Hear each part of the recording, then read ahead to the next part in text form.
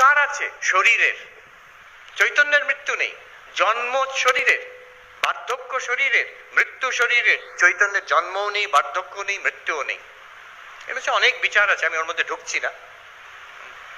মান অপমান, বিরক্তি, দুঃখ, কষ্ট কার আছে? মনের আছে, চৈতন্যের নয়।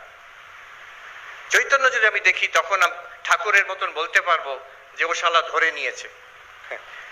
ওখানে ঠাকুর কখনো বলছেন না যে শরীরের কষ্ট হচ্ছে না। মুমুক্ষানন্দজি মহারাজ কখনো বলছেন না যে আমার শরীরে কষ্ট নেই। ঠিক বলেছ, শরীরে কষ্ট আছে, আমার কষ্ট নয় সেটা।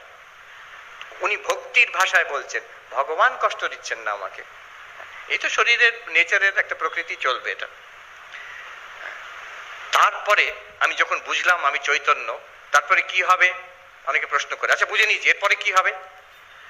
এরপরে অনেকে ভুল করে, যে এখানে ভাবে, একজন আমাকে চিঠি লিখছে যে এই কিছুদিন আগে হলো, একটা আননোন নাম্বার থেকে কল এসছে, আমি তাকে টেক্সট করলাম হু ইজ দিস, সে জবাব এলো আমি ব্রহ্ম। আমি ব্রহ্ম, কিন্তু এই শরীরে আমি ডক্টর সাহা। আবার অনেকে লেখে যে আমি বুঝে গেছি, তো সাইন করছে ওয়ান কনসিয়াসনেস ব্র্যাকেটে অমুক অমুক ডক্টর পাত্র এরকম লিখছেন তিনি করে। ওইটা করার দরকার নেই। আবার এই শরীরের অনুভব হবে, আবার যে আমি এই জীব সর্বপ্রিয়ানন্দের অনুভব হবে, এখানে একটা অহং বুদ্ধি আছে এটাও অনুভব হবে। ঠাকুর তারপরে ঠিক নেক্সট পয়েন্টটা দেখুন কি বলছেন, কি অদ্ভুত লজিক, একটার পর একটা এখানে উঠে আসছে।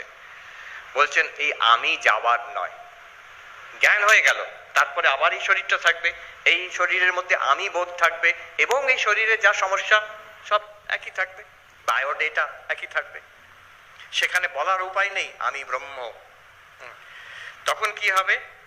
ঠাকুর বলছেন 2 নম্বর পয়েন্ট, 2 রকম আমি আছে, একটা পাকা আমি আর একটা কাঁচা। আমার বাড়ি, আমার ঘর, আমার ছেলে, এগুলো কাঁচা আমি। আর পাকা আমি হচ্ছে আমি তার দাস, আমি তার সন্তান, আর আমি সেই নিত্য মুক্ত জ্ঞান স্বরূপ।